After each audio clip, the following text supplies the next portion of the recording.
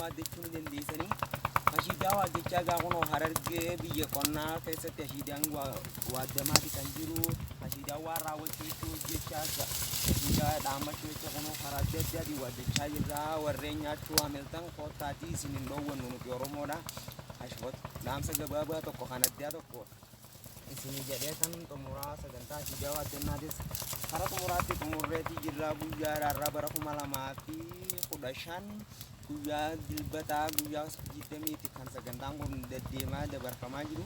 galatooma isiniin jecha dhaamsa gabaabaa tokko qabadhee ashiidaa irratti isiniif dhiyaadhee jira ittiin dhaamaa waan jiru fakkaata.